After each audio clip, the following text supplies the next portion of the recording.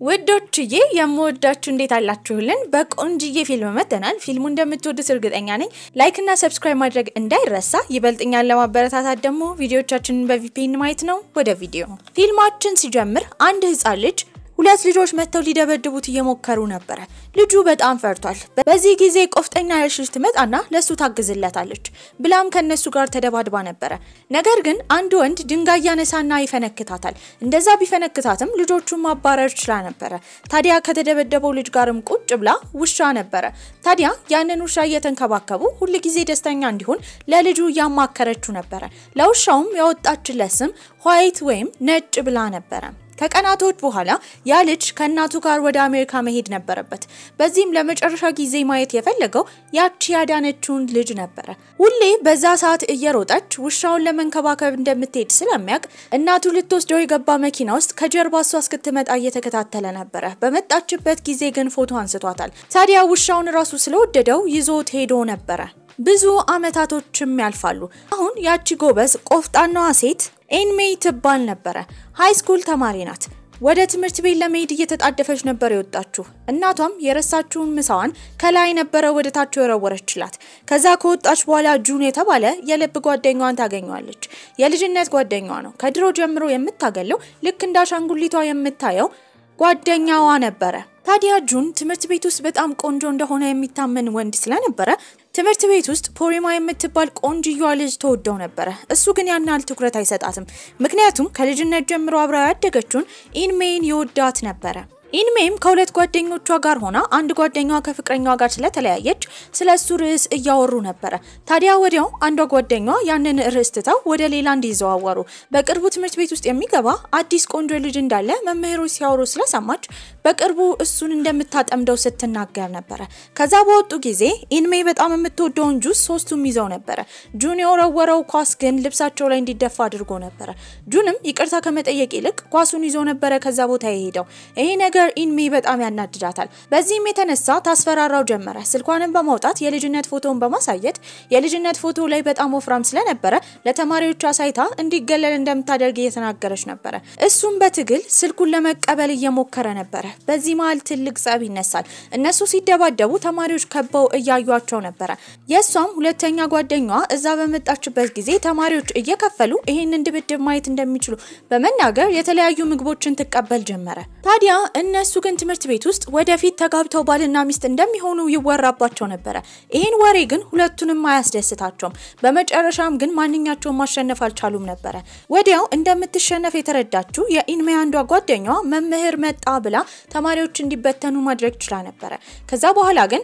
አንድ ተማሪ ተሳስቶ ቾክ ይወራውራል ያ ቾክ እነሱን ሊመታቸው ነበር ከመመታታቸው በፊት ግን ቆንጅዬ በጣም የሚያምር ልጅ መጥቶ በካራቴ ቾኩን ወደ ውጭ ወረውሯል ያ ቾክ በተወረወረ ጊዜ የትምህርት ቤቱን ጠባቂ መጥቶት ነበር በዚህም ተማሪዎች ያሾፉበት ነው መምህሮች በመጡ ጊዜ ግን ሶስቱም ጥፋተኛ ተብለው ተቀጣው ነበር ኢንሜ እሱን እንዳየችው በጣም ወዳው ነበር በሐሳቧ የምታስበው ሁሉ ጊዜ ቢኖረኝ የምትለው ፍቅረኛ አይነት ነበር ሰረቅ ያለችም ስታየው ነበር በሱ የቀናው ግን ጁን ነው ወደ ቤትም በሄደችበት ጊዜ ጁን ሁሉ ጊዜ አብሯት ነበር የራሱ ቤተሰብ ስለሌለው እሷ ቤተሰቦች ጋር ነበር የሚመገበው የሷ ቤተሰቦች ሳይቀሩ ሁለቱ ሲያድጉ እንደሚጋቡ ያወሩ ነበር እሷ ግን አንዴም እንኳን በፍቅር ስሜት እሱን አይታው እንደማታውቅና አመጋገብ እንኳን የማይችል አይነት ወንድ ስለሆነ መቼም እሱን እንደማታገባ ተናግራ ተናዳ ነበር የሄደችው በሌላ በኩል አዲስ የገባው ልጅ ስሙ ሊክሲንግ ሲሆን ከአሜሪካ ነበር ወደዚህ የመጣው ታዲያ እናቱ የምታቀው ግን ሌላ በጣም ሀብታም ትምህርት ቤት እንደሚማር ነበር እሱ ግን እምቢ ብሎ አያቶቹ ጋር ለመኖር ነበር ከእናቱ ተደብቆ እዚህ የመጣው እናቱ ሁሉ ጊዜ በስልክ ታወራለች እሷም ማውራት ስለማይወድ ግን ፎቶ ብቻ አድርጎ ቪዲዮ ኮሉና ያናግራትም ነበር በዛ ሰዓት እሱ የሄደው ጥቁር ውሻ ስለሚያሳድግ ያንን ዋይት የተባለውን ውሻውን ለማሳከም ነበር ከዚህም የምንረዳው ያኔ ውሻውን ይዞ የሄደው ልጅ ሊክሲንግ እንደሆነ ነው የሚኖረው ከአያቶቹ ጋር ነበር ሴት አያቱ ግን የመርሳት በሽታ አለባት በቀጣይ ቀን ትምህርት ቤት ውስጥም ጁን ቀስት ወርወራ እየወረወረ ማንንም ሰው ትምህርት ቤት ውስጥ እንደማይችለው ኢንሜ ራሱ እንደማትችለው እየተናገረ ነበር ያኔ ሊክሲንግ ይመጣል እሱም በጥሩ ሁኔታ ነበር ኢላማውን ሲወረውር የነበረው በሌላ በኩል ኢንሜ ደግሞ በአሁኑ ኢላማዋ ሊክሲንግ እንደሆነ እያሰበች ነበር ታዲያ ከተማሪዎች ትልቅ አድናቆት አግኝተው ነበር እሱን ለማጥመድ የሚያሰበችው በጣም የምትወደውን ቦቦ የተሳኘውን መጠጥ ለመስጠት ነበር። እዛ በሄደችበት ጊዜ ግን ብዙ ሴቶች ከበውት ሊሰጡት ተዘጋጅቷል። እሱም ጣፋጭ ነገር እንደማይወድ ነበር የተናገረው። ያኔ ኩምሽሽ ብላ መጠጧን መልሳ ትሄዳለች። ታዲያ ራት እየበላች ያለ ቤት ውስጥ ግን አባቷ የሚወዳና የሚጠላውን እናትየው ጠንቅቃ ታቅ ነበር። ይሄ እንዴት እንደተፈጠረ ግራ ገብቷታል። ያኔ ታላቅ ወንድሟ መሀል ይገባና አንድ ሰው ከሌላ ሰው ጋር አብሮ በኖረ ቁጥር የሚወደውና የሚጠላውን እንደሚታወቅ ይሄ ደግሞ ስሙ ፍቅር እንደሆነ ነበር የነገራት። በዚህም ያሰበችው ሊክሲንግን ለመቅረብ ነበር። በቀጣይ ቀንም ለጓደኞቿ እሷ አጠገብ እንደምትቀመጥ ትናገራለች። ጁንን የምትወደው ፖሪማ የተባለችው ልጅም የዘፈን ባንድ ስላላት እዛ ዘፈን ባንድ ውስጥ ደግሞ ጊታሪስት ሆኖ የሚጫወተው ጁን ነበር። በዚህም ልምምድ ስላላቸው እንዲመጣ ነበር የነገረችው። ፖሪማን ወንዶች ልክ እንደ ውሻ የሚከተሏት ነበረች። ነገር ግን ጁን ዞር ብሎ እንኳን አያያትም። ለዛ ነው ወደሱ በጣም የተሳበችው። ሊክሲንግንም ለመቅረብ ስላሰበች እሱ ፍለፊት የሚቀመጠው ልጅ ፖሪማ የምትጠቀመውን እቃ በመስጠት እሱ ደግሞ እንደ ፈጣሪ ስለሚያመልካት ያንን ተቀብሎ ቦታ ተቀያይረው ነበር። በቻለችው መጠን ሊክሲንግን ለማውራት ትሞክራለች። እሱ ግን ያን ያህል ትኩረት አይሰጣትም ነበር። በራሷ ስልክ ፎቶ ካነሳት በኋላ እያሾፈባት ነበር። ክፍል ውስጥ ማትስ መምህራቸው ይገባል። እያስተማረ ያለ ግን ሊክሲንግ ተኝቶ ነበር። በዚህም መምህሩ ጥያቄ ይጠይቋል። ተኝቶ ራሱ ነበር መልሱን የመለሰው። ይሄ ከተማሪዎች በቀላሉ አድናቆት እንዲያገኝ አድርጎት ነበር። ደስተኛ ያልነበረው ጁን ብቻ ነው። ታዲያ ምሳ ሰዓትም አብራው ምግብ ለመብላት ተዘጋጅታ ነበር። የሱም ምግብ በቀመሰችበት ጊዜ ሳንዱች ቢሆንም በአትክልት ብቻ የተሰራ ነበር። ስትቀምሰው በጣም ነበር ያስጠላት። እሱም ጤነኛ ለመሆን እንደዚህ አይነት ምግብ እንደሚበላ ይነግራታል። የሷ ጓደኞችም ከሩቅ እያዩአቸው ነበር። በዚህም የሱን ሳንዱች እሱ ከጎረሰ በኋላ ከጎረሰች እንደተሳሳሙ በተዘዋዋሪ ያወሩ ነበር። ይሄንን የሰማው ጁን ደግሞ ሁሉ ጊዜ ከሷ ጋር ምግብ ስለሚበላ እሱ ቀድሞ እንደሳማት እየተናገረ ነበር። ሊክሲንግ የሚወደውና የሚጠላውን ነገር ጠንቅቃ ለማወቅ ትከተለው ጀመረ። ታዲያ እሱ ውሻውን ይዞ እየተራመደ ወክ ካደረገ በኋላ አንድ ስፍራ ቁጭ ይላል። እዛም አጠገቡ ሄዳ ትቀመጣለች። በመቀጠልም ውሻውን ታዋራው ጀመረ። ዋይት ከዚህ ቀደም ማንንም ሰው የማይቀርብ ነበር። እሷን ግን ቀርቦ በደንብ እየተላፋት ነበር። ይሄንን ያየው ሊክሲንግ በጣም ደስ ይለዋል። በመቀጠል ግን ውሻው እየሮጠ ከዛ ቦታ ይሄዳል። እሷም ትከተለዋለች። ውሻው መኪና እንዳይገጨው መሃል ገብታ ተጎድታ ነበር። የተጎዳችው እግሯንና እጆቿን ነበር። ታዲያ እሱም አምቡላንስ ለመጥራት በሚሞክርበት ጊዜ እንዳይጠራና ራሷ እንደምትሄድ ትናገራለች። በዚህ ሰዓት ነበር ግንባሯ ላይ ያለውን ጠባሳ ያየው። ያ ጠባሳ እሱን ስታድነው የተፈነከተችው ጠባሳ ነበር። በዚህም ከልጅነቱ ጊዜ ጀምሮ ሲፈልጋትና ሲወዳት የነበረችው ሴት እሷ እንደሆነች አወቀ። ሆስፒታል እንደምትሄድ በመናገር ተነስታ ስትራመድ ደግሞ አረማመዷ የድሮውን አረማመዷን ነበር ያስታወሰው። ምንም ሳያመነታ ያዝላታል። ካዘላትም በኋላ ይዟት እንደሚሄድ ነበር የነገራት። በዚህም በጣም ነበር ደስ ያላት። ታዲያ እሱም ግንባሯ ላይ ያለው ጠባሳ ከምን የተነሳ እንደሆነ ይጠይቃታል። እሷም በልጅነቷ በጣም ተደባዳቢ ስለነበረች መቼያ እንደተፈጠረ ባታቅም የሆነ ሰሞን ላይ ግን ቤተሰቦቿን ራሱ አስቸግራ እንደነበረ ትናገራለች። እሷም በማግኘቱ በጣም ደስ ብሎት ነበር። ነገር ግን ላያቱ ከልጅነቱ ጀምሮ የወደዳት ሴት እንዳላስታወሰችው እየተናገረ ነበር። አያትየውም እሱ ችግር እንደሌለው ዋናው እሱ ማስታወሱ እንደሆነና እንድታስታውስ እንዲረዳት ነበር የመከረው። ሴት አያቱም ከቅልፏ ትነሳለች። ታዲያ ግን የመርሳት በሽታዋ ስለተነሳባት ባል ማግባት እንደምትፈልግ እየተናገረች ነበር። ሙሽራ ቀሚስም ትለብሳለች። የሷ ባል የሆኑት ወንድ አያትየው እንደ አዲስ እንደሚጋቡ ያስመሰሉ ነበር። እንደ ቄስ ሆኖ ደግሞ ሲባርካቸው የነበረው ሊክሲንግ ነበር። ቤተሰቦቹ በደስታ ሲደንሱበት ባየበት ጊዜ እሱም ደስ ብሎት ከውሻው ጋር እየተዝናና ነበር። ትምህርት ቤት ውስጥ ደግሞ ጁን ቅርቡ ለሚያዘጋጁት ዘፈን ግጥሙን መቀየር እንደሚፈልግ እየተናገረ ነበር። ይሄንን የሰማችው ፖሪማ ደስተኛ አልነበረችም። ምክንያቱም ግጥሙን እሱ ከጻፈው በእርግጠኝነት የሚጽፈው ስለ ኢንሜ እንደሆነ ስለምታውቅ ነበር። ከትምህርት ቤት በወጡ ጊዜ ሊክሲንግ ፊት እየሄደ እሷና ጓደኛዋ ከኋላ እየመጡ ነበር። ታዲያ እሷ እንድታስታውስ ምን ማድረግ እንዳለበት ካሰበ በኋላ በአቅራቢያው ያያቸውን ተማሪዎችን የሚያገሉ ወንዶች ነበር። በዚህም እነሱን ይቀርባቸውና ይተናኮሳቸው ጀመረ። ያኔ በህፃንነቷ ስላዳነችው አሁንም ታድነዋለች ብሎ አስቦ ነበር። እነሱንም ከተተናኮሳቸው በኋላ ጀምሩ ሲላቸው እንደሚደበድቡት ይነግራቸዋል። በዚህም እሷ ወደ ቦታው በምትቀርብበት ሰዓት ጀምሩ ይላቸዋል። ያኔ ይደበድቡት ጀመረ። ነገር ግን የሷ ጓደኛ አይስክሪም እንግዛ ብላ ወደ ሌላ ቦታ ተወስዳታለች። በዚህም ልታየው አልቻለችም ነበር። ታዲያ ጁንም ከፖሪማ ጋር እያወራ ነበር። እዚህም እሷ እንደምትወደው ነበር የነገረችው። እሱ ግን ኢንሜይን እንደሚወዳት ይናገራል። ታዲያ እንዲቆርጥለት ብላ ሌክሲንግ ያዘላት ጊዜ የተነሱትን ፎቶ ታሳየዋለች። ያኔ በጣም ይናደድ ጀመረ። ተማሪዎቹን ከደበደቡት በኋላ ሐሳቡ ስላልተሳካ አሁን ላይ ግን በጣም ጎበዝ ተደባዳቢ ስለሆነ ተነስቶ ይቀጠቅጣቸው ጀመረ። ከተደባዳቢዎቹ አንዱ የደወለው ለጁን ነበር። ጁንም እየሮጠ ወደዛ ይመጣል። በዚህም ሁለቱ ወንዶች ይደባደባሉ። በቀጣይ ቀን ደረጃ ለመውጣት እግሯን ስላመማት ከብዷት ነበር። ይሄንን ያየው ጁን ይቀርባትና ቦርሳዋን መያዝና እሷን ማዘል እንደሚፈልግ ይናገራል። እሷ ግን እምቢ ነበር ያለችው። ትምህርት ቤት እንደዛ ታማ የምትመጣበት ምክንያት ሌክሲንግ ነበር።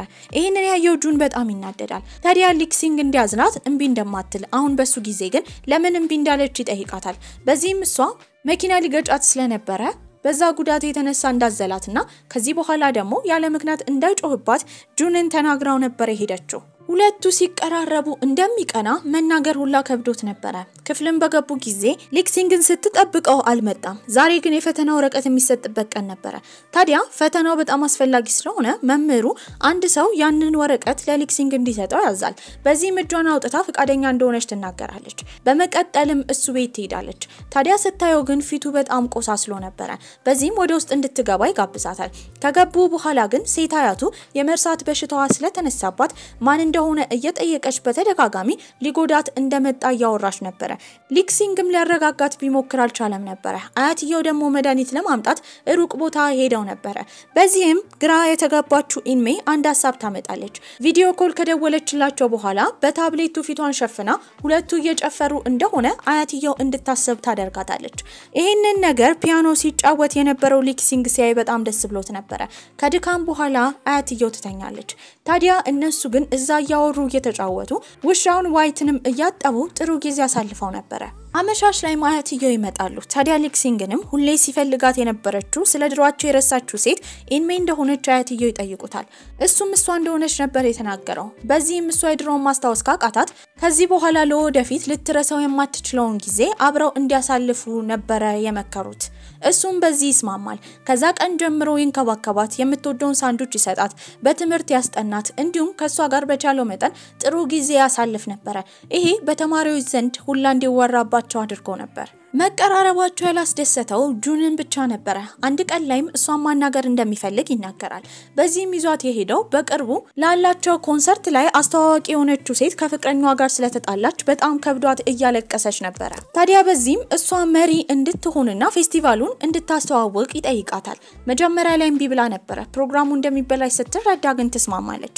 ታዲያ ለሌክሲንግም ቴክስት ትልክለታለች። ፌስቲቫሉ ላይ መጥቶ እንዲያያት ነበር የነገረችው።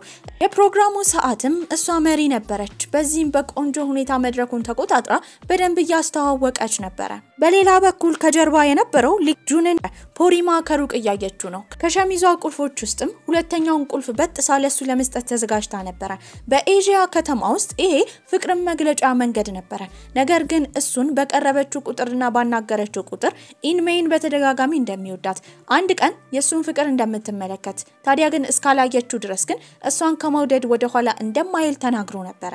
እሱም እንደሚቆይ ነገር ግን ውሻውን አሳክመው ከጨረሰ በኋላ ወደሷ እንደሚመጣ ነበር የነገራት። ወደ ዝግጅቱ ሊመጣ ስለሆነ ምን እንደምትፈልግ ጠይቋት ስለነበረ የምትፈልገውን ነገር እንዳለ ለመግዛት ይሄዳል። እዛ ግን ሻጩ ዝርዝሮቹን በሰማ ጊዜ በእርግጠኝነት ኢንሜይ ይሄንን እንዳዘዘች፣ ኢንሜይ የምትወዳቸውን ነገሮች የሚያውቀው ጁን ብቻ እንደሆነ ከሱ ሌላ እሱ እንዳወቀና ታዲያ ጁንና ኢንሜይ ከልጅነታቸው ጀምሮ አንድ ላይ ሆናሉ ተብለው ሲገፋፉና ሲያድጉ ደግሞ ይጋባሉ ተብለው የሚታሰቡ እንደ ጥንዶች የሚታዩ እንደሆኑ፣ አሁን ግን እሱና ኢንሜይ አንድ ላይ መሆን ካለባቸው ከጁን መብለጥ እንዳለበት ተነግሮት ነበር። ይሄ ነገር አስቀይሞታል። በዚህ ነገርም ፖሪማ በጣም ትናደዳለች። ታዲያ መድረክ ላይ ወጣ እንደማትዘፍን ትናገራለች። ይሄንን ያየችው ኢንሜይ ብትለምናትም አልሰማቻትም ነበር። ጥላት ሄዳለች። በዚህም መድረክ ላይ የወጣችው እሷን የተካቻት ኢንሜይ ነበረች። ኢንሜይ ድምጿ በጣም ቆንጆ ነው። ከጁን ጋር ከዚህ ቀደም ዘፈኑ ስለተለማመደች አንድ ላይ በቆንጆ ሁኔታ ይዘፍኑታል። ወደ ፌስቲቫሉም ሌክሲንግ በደረሰበት ጊዜ አንድ ሆነው ሲዘፍኑ ባየበት ሰዓት ሰርጎ ገብ እንደሆነ ነበር ያሰበው። የነሱ ፍቅር መረበሽም አልፈለገም። ነገር ግን ፕሮግራሙ በጥሩ ሁኔታ ነበር የተሳካው። ይሄንንም እየተናገረ ጁን ያደነቃት ነበር። እሷ ግን በዛ ሰዓት ስታስብ የነበረው ስለ ሊክሲንግ ነበር። ለምን እንዳልመጣ ግራ ገብቷታል። መልእክት ብትልክለትም አይመልስላትም ነበር። በቀጣይ ቀን ትምህርት ቤት ስታገኘው ግን ለምን እንደዛ እንዳደረገ ጠይቋለች። ብቻዋን ሊያናግራት እንደሚፈልግ ነበር የተናገረው። በዚህም ወደ ቴራሱ ይወጣሉ። እሱም በጩኸት ነበር ሲገልጽላት የነበረው። ከዚህ በኋላ እሷና ጁን አንድ ላይ እንዲሆኑ እንደማይፈልግ ታዲያ አንድ ላይ ከሆኑ ደግሞ ሊክሲንግን በጓደኝነት መያዝ እንዳልነበረባት ከሁለቱም ወገን የምትጫወት ቀላል ሴት እንደሆነች ነበር የተናገረው። ለማስረዳት ብትሞክርም አልሰማትም። ንግግሩ ግን በጣም ጎርቷት ነበር። ከዛ ሰዓት ጀምሮ በጣም ሀዘንተኛ ሆነች።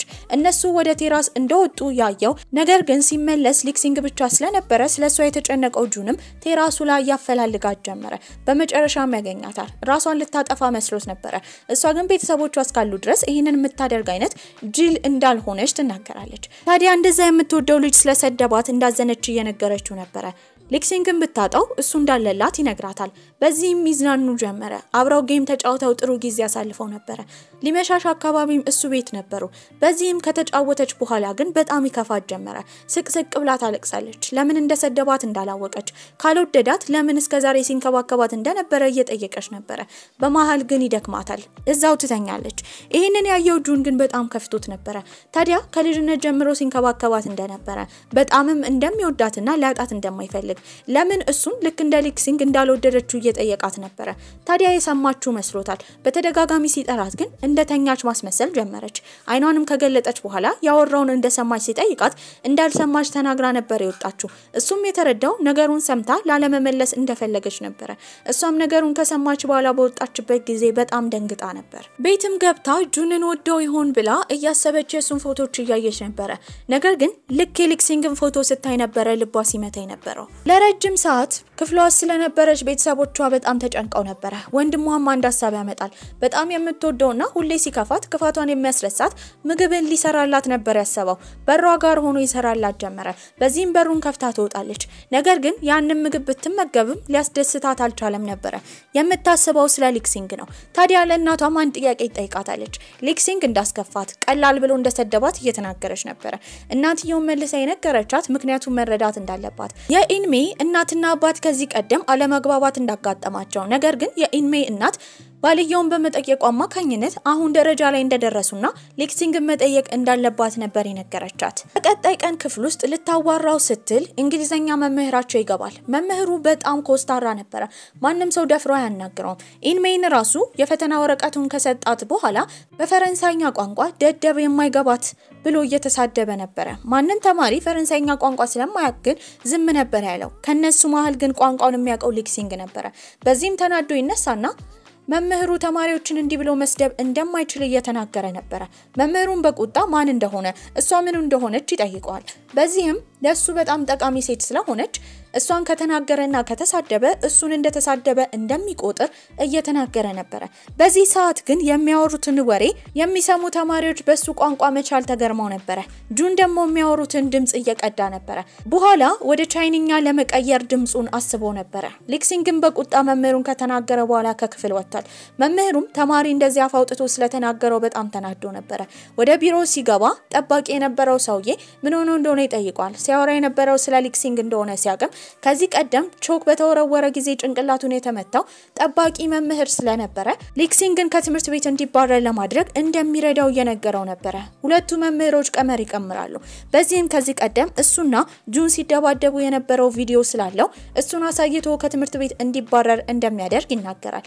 ሊክሲንግም ወደ ቢሮ ይጠራል። ታዲያ ምን እንደፈለገ መምህሩን በሚጠይቅበት ጊዜ ከትምህርት ቤት እንደሚባረር ታዲያ ደግሞ ምስክር እንዳለበት እየተናገረ ነበር። ምስክር ሆኖ ወደዛ የተጠራው ጁን ነበር። ታዲያ ግን ጁን መስክር ሲባል ሁለቱ ጓደኛሞች እንደሆኑና ተጣልተው እንደማያውቁ ያን ቀንም የጓደኝነት ድብድብ እንደሆነ ነበር የተናገረው። ይሄንን ያደረገበት ትልቅ ምክንያት ፈረንሳይኛ ድምጹን ወደ ቻይንኛ ቀይሮ ትርጉሙን ከሰማ በኋላ ነበር። ታዲያ ሊክሲንግ ምስክር ስላልተገኘበት ከትምህርት ቤት ባይባረርም ነገር ግን ሁለቱም ቅጣት ተሰጥቷቸው ነበር። በጣም የሚያደክመውን የስፖርት ባይስክል እንዲነዱ ነበር። ሁለቱም አጠገብ ላጠገብ ሆነው ይነዱ ጀመረ። ለምን ለሱ እንደደገፈ ሊክሲንግ ግራ ጋብቶት ነበር። ቋንቋውን የማይችል ሰው ቢሆንም ነገር ግን ደደብ እንዳልሆነ ድምጹን ቀርቶ ትርጉሙን እንደሰማ ታዲያ ኢንሜን እንደሚወዳት እንደሚያሳውቅና ከዚህ በኋላ በሁለቱ መካከል ጣልቃ መግባት እንደማይፈልግ ነበር የተናገረው። ነገር ግን ኢንሜን ቀላል ብሎ ስለሰደባት በጣም እንዳዘነችና እንደተከፋች ነበር የነገረው። ይሄንን ሲሰማ እሱም የጥፋተኝነት ስሜት ይሰማዋል። እሷም ቤት ሆና ስታስብ የነበረው ስለ ሊክሲንግ ነበር። ጓደኞቿም ዛሬ ለሷ ብሎ ከመምህር ጋር ስለተከራከረ ይሄ የሚያሳየው ለሷ ስሜት እንዳለው እንደሆነ እየነገሯት ነበር። እሱን እንድታወራ ጓደኞቿ ሲገፋፏትም ስለነበረ ኬክ ይዛ ነበር ወደሱ ሄደችው። ኢንስታግራም ላይ የልደት ቀኑን ስላነበበች ነበር። ታዲያ እሱም የሱ ልደት ቀን እንዳልሆነ ውሻውን ዋይትን ያገኘበት የመጀመሪያ ቀን እንደሆነ እየተናገረ ነበር። በተዘዋዋሪ ደግሞ እሱና እሷ በልጅነታቸው የተገናኙበት ቀን ነበር። በዚህም ወዲያው ዝናብ ይዘንባል። ታዲያ አንድ ቦታ ሮጣው ከተደበቁ በኋላ የኬኩን ሻማ እንዲያጠፋ ነበር የነገረችው። እሱም ያጠፋል። ነገር ግን ውሻው ዋይት በጣም ታሞበት ነበር። ታዲያ እሱንም 3 ምኞቶች እንዲመኝ ነበር የጠየቀችው። አንደኛው ምኞት ውሻው እንዲድንለት፣ ሁለተኛው ምኞት ደግሞ ያኔ ቀላል ብሎ ስለሰደባት የጥፋተኝነት ስሜት ስለተሰማው ይቅርታ እንድታደርግለት ነበር። ታዲያ ሶስተኛው ምኞት ምን እንደሆነ በሚጠየቅበት ጊዜ ሊስማት ይጠጋት ጀመረ። ወዲያው ግን ውሻው ያስመልሰው ጀመር። በዚህም መተንፈስ ያቃተው ስለሆነ ደንግጠው አምቡላንስ ቢጠሩም በነበረው ከባድ ዝናብ አማካኝነት ኔትወርክ አልነበረም። በዚህም እሷ ውሻውን አቅፋ እየሮጠች ትሄዳለች። እሱም ይከተላታል። በአቅራቢያ ያሉ ክሊኒኮች እንዳለ ቢያንኳኩም ጭራሽ ሊከፍቱላቸው አልፈለጉም። ብዙዎቹ ተዘግተው ነበር። በመሃል ግን እሷ ይደክማታል። ጁንም እየደወለላት ነበር። ቤተሰቦቿ አራት ሰርተው እየጠበቋት እንደሆነና የት እንደሆነችም ይጠይቃታል። ታዲያ እሷም ያለችበትን ሁኔታ ሁሉን ነገር ትነግሯለች። ስለ ውሻው በሰማበት ሰዓት እየሮጠ ነበር የወጣው። አንድ ዶክተርም ሆስፒታሉን ሊዘጋ ተዘጋጅቶ ነበር። በዚህም እሱ ተንበርክኮ እግሩ ላይ ለምን ጀመረ። የሚወዳት ሴት የምትወደው ወንድ ያለው ውሻ ስለሆነ እሷ ሲከፋት ማየት ስለማይፈልግ እንዲፈቅድለት ይለምነው ጀመረ። ሰውየውም በጣም አዝኖለት እሺ ይሏል። ታዲያ እነሱ በዛ ሰዓት መንገድ ላይ ነበሩ። ሊክሲንግም ተስፋ ቆርጦ ነበር። የውሻው የልብ ምት አልነበረም። በዛ ሰዓት ግን የደረሰው ጁን ነው። እንዴት በፍጥነት እንደደረሰ ኢንሜ ግራ ገብቷት ነበር። ውሻውንም ይዞ እየሮጠ ዶክተሩ ጋር ይሄዳል። እነሱም ተከትለውት ነበር። ታዲያ ግን ዶክተሩ እንዳረፈዱና ውሻው እንደሞተ ነበር የነገራቸው። ይሄንን የሰማው ሊክሲንግ ስቅስቅ ብሎ ያለቅሳል። እሷም እሱ ልታጽናናው አልቻለችም ነበር። በማልቀሱ አዝና እሷም ስቅስቅ ብላ ታለቅሳለች። ይሄንን ያየው ጁን ግን በጣም አዝኖ ነበር። እየሮጠም የሄደው ወደ ቤት ነው። ቤትም ምግብ ለመብላት ተዘጋጅቶ የሷ እናትና አባት እያዩት አጥንት ሲግጥ የነበረው በንዴት ነበር። እንደከፋው ስለተረዱም ከዛ ቦታ ተነስተው እሱን ብቻውን ለመተው ይሄዳሉ። ብቻውን በነበረበት ሰዓትም ስቅስቅ ብሎ ያለቅሳል። ከሷ ጋር ያሳለፈውን እያስታወሰ ከፍቶት ነበር። ሊክሲንግም ቤት በሄደበት ጊዜ ያስደነገጠው ነገር እናቱን ሲያገኛት ነበር። እዚህ ትምህርት ቤት እንደሚማር አውቃበት ተናዳለች። ታዲያ አያትየው በመቀጠል ደግሞ እሷን ስታያት ማን እንደሆነች እየጠየቀች ነበር። አባትየው ማረጋግቷት ልጃቸው እንደሆነች እየተናገሩ ነበር። ይሄ ነገር የሊክሲንግን እናት በጣም ያናድዳታል። የሊክሲንግ አያት መኖር የነበረባት ሆስፒታል ውስጥ እንደሆነ ወንድ አያትየው በድርቀታቸው አማካኝነት ግን እዚህ እንዳስቀሯት እየተናገረች ነው። በሊክሲንግም በጣም ተናዳበት ነበር። ታዲያ አያትየውም በዚህ ይናደዳሉ። አባትና እናቷን እንዲማድረግ እንዳልነበረባት ውጪ ሀገር ስትኖር እነሱን እንደ ሸክም ስለምታያቸው ብቻ አንዴ እንኳን ደውላ እንደማታውቅና ምክሯ እንደማያስፈልጋቸው እየተናገሩ ነበር። ታዲያ እሷም መለያየት እንዳለባቸውና ሴት አያትየውን ወይም የሷን እናት ሆስፒታል ለማስገባት እንደተዘጋጀች እየተናገረች ነበር። ያኔ ሊክሲንግ ይደነግጣል። የሁለቱን አያቶቹን ፍቅር ስለማያቅ እሱ ተከትሏት ወደ ኒውዮርክ እንደሚሄድ ታዲያ ግን አያቶቹ መለየት እንደሌለባት እየነገራት ነበር። ያኔ ትለሳለስ ጀመረ። በዚህም ሐሳብ ተስማማለች። በቀጣይ ቀን ትምህርት ቤት ሲሄድም እሱን ለማግኘት ኢንሜ በጣም ቸኩላ ነበር። ከተገናኙ በኋላ ቁጭ ብለው እያወሩ በቅርቡ ላለው ፈተና ምን ማጥናት እንዳለባት እያስረዳት ነበር። ከጨረሱም በኋላ እሱ ወደ ኒውዮርክ መሄድ እንዳለበት ነበር የነገራት። ማለት ቆይ ላንተ ብዬ ሁሉ ነገር መስዋዕት አድርጌያለሁ። ከጁን ጋር ራሱ የተጣላሁት እኮ ባንተ ምክንያት ነው። አሁን ነገሮች ሲስተካከሉ ለምንድን ነው ጥለኝ የምትሄደው? ይሄንን አልፈቅድም። እናንተ እኮ አብረን እንኳን አንድ በዓል አላከበርንም። ቫለንታይን እንኳን ሳናከብር እንዴት ጥለኝ ትሄዳለህ? ስቅስቅ ብላ ማልቀስ ጀመረች። እሱ ምንም ማድረግ እንደማይችል እየነገራት ስቅስቅ ብሎ እያለቀሰ ነበር። ታዲያ መሄጃ ቀኑም ይደርሳል። እሱም ይሄዳል። በሄደበት ጊዜ ግን በጣም ከፍቷት ነበር። የብቸኝነት ስሜትም እየተሰማት ነው። ጊዜያቶች እያለፉ ነው። ፈተናዋን ተፈትና ከ12ኛ ክፍል ጨርሳ ተመርቃ ነበር። ታዲያ ግን በቻሉት መጠን ሁሉ ጊዜ በስልክ ያወሩ ነበር። ቪዲዮ ኮል ጭራሽ የማይለያቸው ነበር። በወጣች ቁጥር በቪዲዮ ኮል ሁሉን ነገር ታሳየው ጀመረ። በመቀጠልም ኮሌጅ ትገባለች። የኮሌጅ ጓደኞቿንም አንድ በአንድ አስተዋውቀው ነበር። ታዲያ ግን የኮሌጅ አመታቱን ራሱ ሲያሳልፉ አንድም ቀን እንኳን ተገናኝተው አያውቁም ነበር። በቻሉት መጠን በስልክ ነው የሚያወሩት። ታዲያ ግን ህይወቱ ጣውረዷ ብዙ ስለሆነ ይሄ የስልክ ግንኙነታቸው እየቀነሰ ይመጣል። በመቀጠልም እሷ የገባችው ወደ መስሪያ ቤት ነበር። ስራም ትቀጠራለች። ታዲያ እሱ ግን ስራ ቢቀጠርም የብቸኝነት ስሜት ይሰማው ነበር። ብዙውን ጊዜ ከሷ ጋር አያወሩም። አጠገቧ የሌለ ሊክሲንግ የሚባል በመናባ የፈጠረችው ወንድ እንደሆነ ያህል እንዲሰማት ሁላ አድርጓት ነበር። ከቀናቶችም በኋላ ከሷ አንዷ ጓደኛ የሆነችው ጄጂን የተባለችው ልጅ ልታገባ ነበር። በዚህም እንደ ስጦታ ጁን ለሷ ብር ልኮላት ነበር። ብሩን ስታየው ግን በጣም ትንሽ ነበር። በእርግጠኝነት ትንሽ ብር እንደሚልክልኝ አውቄ ነበርኮ። ፑዲን የተባለችው ጓደኛዋ ሁላ ልጅ ወልዳ ነበር። መሃል የቀረችው ምንም የሌላት ኢንሜይ ነበረች። ታዲያ ጓደኞቿም ዛሬ እሱ ሰርግ ላይ እንደተጋበዘ ታዲያ ግን ካልመጣ ህይወቷን መኖር እንዳለባትና ሌላ ፍቅረኛ እንድትይዝ ነበር ሲመክሯት የነበረው። ሰርጉም በጥሩ ሁኔታ ይጠናቀቃል። ነገር ግን ሊክሲንግ እስካሁን አልመጣም ነበር። በዚህ ነገር በጣም ከፍቷት ነበር። ታዲያ በቀጣይ ቀንም እሱን በስልክ እንኳን በቴክስት እንኳን ማግኘት ስላልቻለች እሱን ለማስታወስ ይረዳ ዘንድ ድሮ ያሳለፉበት ቦታ ነበር ወክ ስታደርግ የነበረው። ያሳለፉትን እያንዳንዱን ነገር ያስታወሰች ነበር። በጣም ከፍቷት ትቀመጣለች። የተቀመጠችውም ያኔ የኬክ ሻማ ያጠፋበት ቦታ ነበር። ታዲያ ኢንስታግራም ውስጥም ትገባለች። ያ ኢንስታግራም ለሁለቱ ብቻ የተከፈተ ነበር። በዚህም ድሯቸውን እያስታወሰች ተሳስታ አንዱን ላይክ ታደርጓለች። ኖቲፊኬሽኑን ግን ከአቅራቢያዋ ነበር የሰማችው። በዚህም ትደነግጣለች። ዞር ስትልም እስካሁን ልታየው ስትመኘው የነበረው ሊክሲንግ አጠገቧ ቆሞ ነበር። በዚህም አጠገቧ ይቀመጣል። እስከዛሬ ለራቃት ለተፈጠረው ነገር ይቅርታ ይጠይቃታል። ሁሉን ነገር ቀስ በቀስ እንደሚያስረዳት ነግሯት ነበር። ታዲያ ያኔ ሊያሳካው ያልቻለውን ሶስተኛ ምኞቱን እሷን መሳሙን ያሳካል። በዚህም እሷ ሁሉን ህመም ረስታው ነበር። በጣምም ደስተኛ ነበረች። ከዛ በኋላ ፍቅረኛሞች ሆኑ። አንድ ላይ የሚኖሩ ጀመረ። የኖሩትም የሱ ወንድ አያቱና ሴት አያቱ የኖሩበት ቤት ነበር። አሁን እነሱ በህይወት የሉም። ታዲያ ግንኙነታቸው በጣም ጠብቋል። ባልና ሚስት ሆነው ነበር።